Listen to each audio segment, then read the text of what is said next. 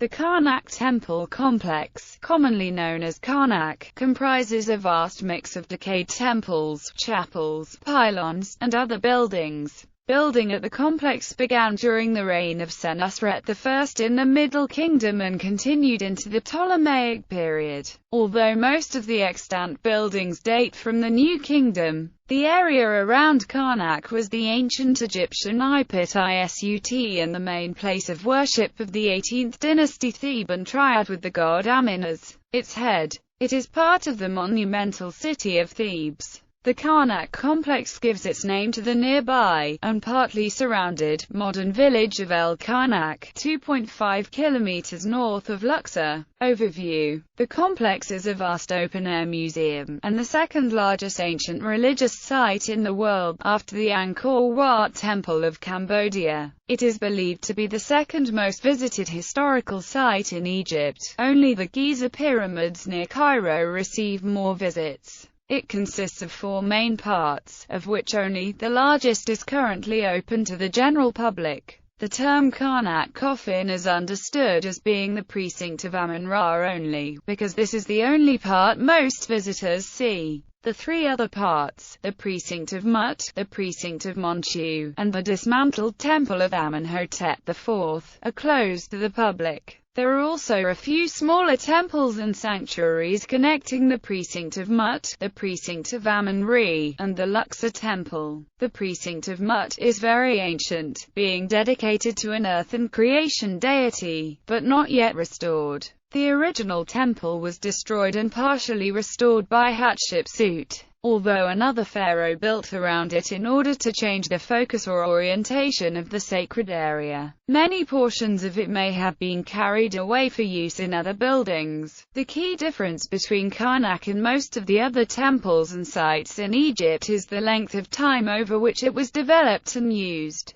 Construction of temples started in the Middle Kingdom and continued through to Ptolemaic times. Approximately 30 pharaohs contributed to the buildings, enabling it to reach a size, complexity, and diversity not seen elsewhere. Few of the individual features of Karnak are unique, but the size and number of features are overwhelming. The deities represented range from some of the earliest worshipped to those worshipped much later in the history of the ancient Egyptian culture. Although destroyed, it also contained an early temple built by Amenhotep IV, the pharaoh who later would celebrate a near-monotheistic religion he established that prompted him to move his court and religious center away from Thebes. It also contains evidence of adaptations, using buildings of the ancient Egyptians by later cultures for their own religious purposes. One famous aspect of Karnak is the hypostyle hall in the precinct of Amun-Re, a hall area of 50,000 square feet with 134 massive columns arranged in 16 rows. 122 of these columns are 10 meters tall, and the other 12 are 21 meters tall with a diameter of over 3 meters. The architraves on top of these columns are estimated to weigh 70 tons. These architraves may have been lifted to these heights using levers. This would be an extremely time-consuming process and also would require great balance to get to such great heights. A common alternative theory regarding how they were moved is that large ramps were constructed of sand, mud, brick or stone and that the stones were then towed up the ramps. If stone had been used for the ramps, they would have been able to use much less material. The top of the ramps presumably would have employed either wooden tracks or cobblestones for towing the megaliths. There is an unfinished pillar in an out-of-the-way location that indicates how it would have been finished. Final carving was executed after the drums were put in place so that it was not damaged while being placed. Several experiments moving megaliths with ancient technology were made at other locations, some of them are listed here. In 2009 UCLA launched a website dedicated to virtual reality digital reconstructions of the Karnak complex and other resources.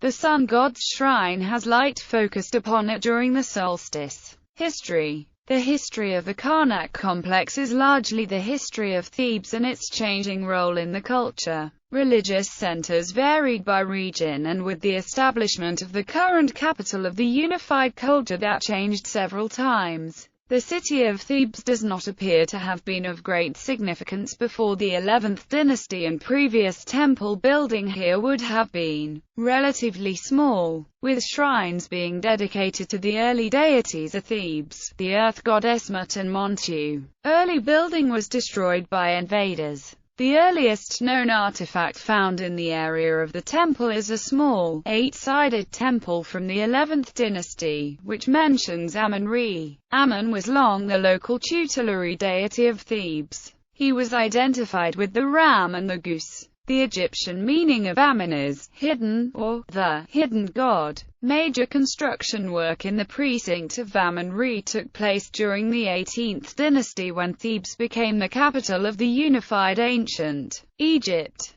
Thutmose I erected an enclosure wall connecting the 4th and 5th pylons, which comprise the earliest part of the temple still standing in situ. Construction of the hypostyle hall also may have begun during the 18th dynasty, although most new building was undertaken under Seti I and Ramesses II. Almost every pharaoh of that dynasty has added something to the temple site. Merneptah commemorated his victories over the Sea Peoples on the walls of the Kashet court, the start of the processional route to the Luxor temple. Hatshepsut had monuments constructed and also restored the original precinct of Mut, the ancient great goddess of Egypt, that had been ravaged by the foreign rulers during the Hyksos occupation. She had twin obelisks, at the time the tallest in the world, erected at the entrance to the temple. One still stands, as the tallest surviving ancient obelisk on Earth. The other has broken in two and toppled. Another of her projects to the site, Karnak's Red Chapel, or Chapelle Rouge, was intended as a bark shrine and originally may have stood between her two obelisks. She later ordered the construction of two more obelisks to celebrate her 16th year as pharaoh. One of the obelisks broke during construction, and thus, a third was constructed to replace it. The broken obelisk was left at its quarrying site in Aswan, where it still remains. Known as the unfinished obelisk, it demonstrates how obelisks were quarried. The last major change to precinct of Amun-Re's layout was the addition of the first pylon and the massive enclosure walls that surround the whole precinct, both constructed by Nectanebo I.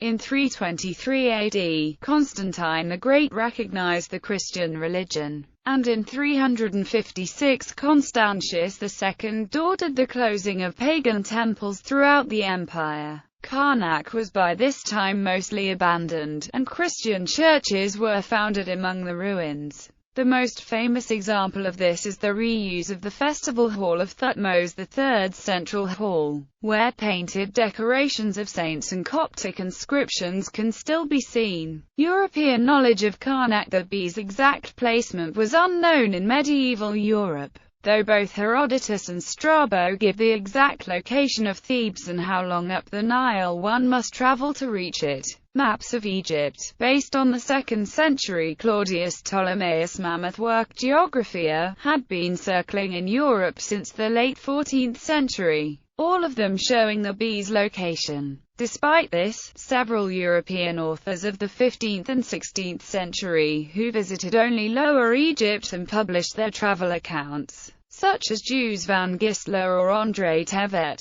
put Thebes in or close to Memphis. The Karnak temple complex is first described by an unknown Venetian in 1589, although his account relates no name for the complex. This account, housed in the Biblioteca Nazionale Centrale di Firenze, is the first known European mention, since ancient Greek and Roman writers, about a whole range of monuments in Upper Egypt and Nubia, including Karnak, Luxor Temple, Colossi of Memnon, Esna, Edfu, Kom Ombo, Philly, and others. Karnak as a village name, and name of the complex, is first attested in 1668, when two Capuchin missionary brothers Protais and Charles-François de Lyons travelled through the area. Protais writing about their travel was published by Melchizedek Thevenot and Johann Michael van Zleb. The first drawing of Karnak is found in Paul Lucas, a travel account of 1704. It is rather inaccurate, and can be quite confusing to modern eyes. Lucas travelled in Egypt during 1699 to 1703. The drawing shows a mixture of the precinct of Amun-Re and the precinct of Monchu,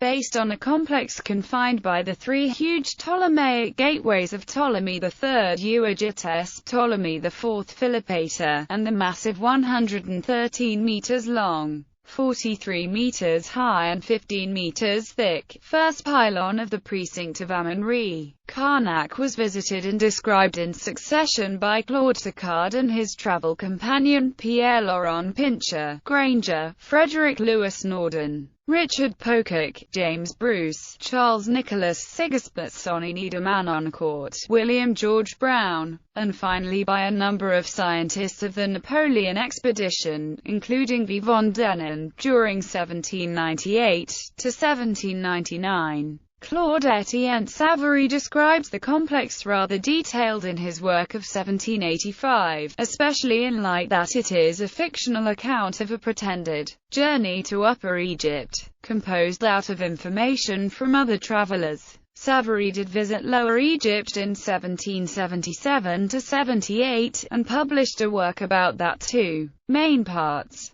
Precinct of Amun-Re. This is the largest of the precincts of the temple complex, and is dedicated to Amun-Re, the chief deity of the Theban triad. There are several colossal statues, including the figure of Pinajamai, which is 10.5 meters tall. The sandstone for this temple, including all the columns, was transported from Gebel Silsila 100 miles south on the Nile River. It also has one of the largest obelisks, weighing 328 tons and standing 29 meters tall. Precinct of Mut, located to the south of the newer Amun-Re complex. This precinct was dedicated to the mother goddess Mut, who became identified as the wife of Amun-Re in the 18th dynasty Theban triad. It has several smaller temples associated with it and has its own sacred lake, constructed in a crescent shape. This temple has been ravaged, many portions having been used in other structures.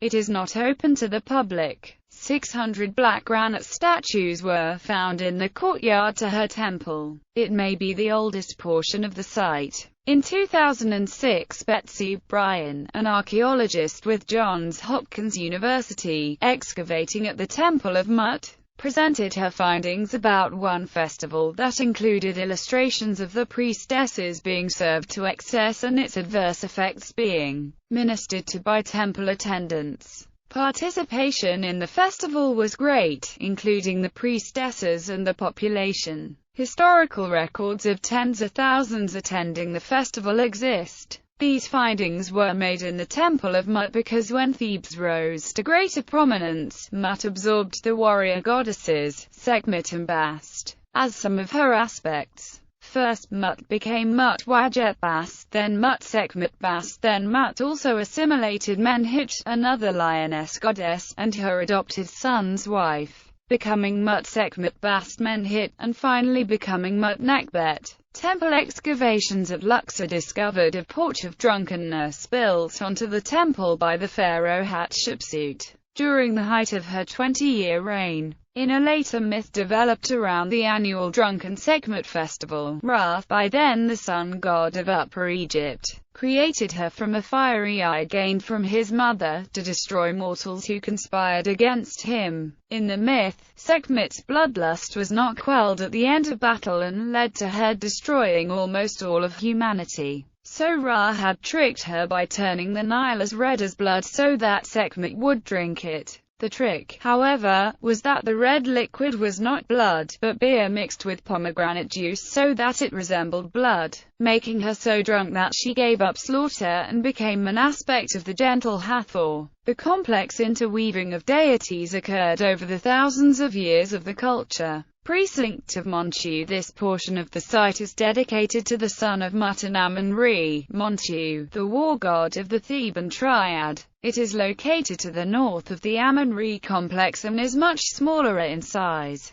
It is not open to the public. Temple of Amenhotep IV. The temple that Akhenaten constructed on the site was located east of the main complex, outside the walls of the Amun-Re precinct. It was destroyed immediately after the death of its builder, who had attempted to overcome the powerful priesthood who had gained control over Egypt before his reign. It was so thoroughly demolished that its full extent and layout is currently unknown. The priesthood of that temple regained their powerful position as soon as Akhenaten died, and were instrumental in destroying many records of his existence. In popular culture, in Transformers: Revenge of the Fallen, the final battle between Optimus Prime vs. Megatron, the Fallen, and Starscream takes place in the Hypostyle Hall at Karnak. Agatha Christie's Death on the Nile takes place mainly on the steamship SS Karnak, as well as using the temple itself in one of its scenes. Lara Croft visited Karnak for 3 levels in Tomb Raider: The Last Revelation, and it was featured in the level editor package.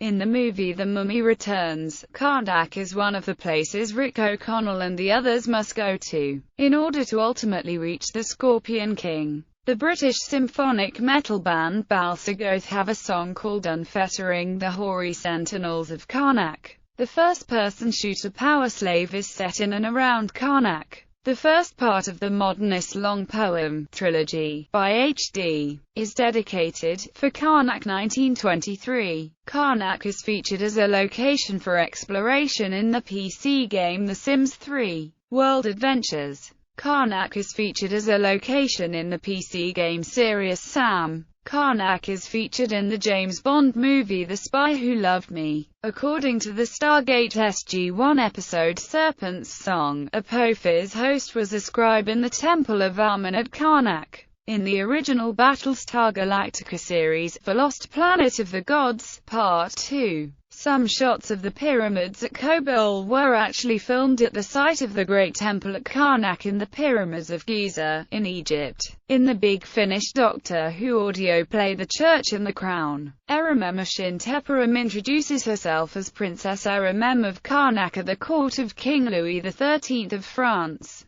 Karnak is the name of the Antarctic retreat of Ozymandias, one of the main characters in the 1980s comic Watchmen, by Alan Moore and Dave Gibbons. Gallery: The Sacred Lake of Precinct of Amun-Re. View of the first pylon of the Temple of Amun-Re at Karnak. Ram statues at Karnak. The Gateway of Ptolemy III Euergetes, Ptolemy IV Philopator at the Precinct of Monchu. Hypostyle Hall of the Precinct of Amun-Re, as it appeared in 1838. From a tinted lithograph by David Roberts Raran, Lewis Hodge, 1806 to 1885. Ramses II.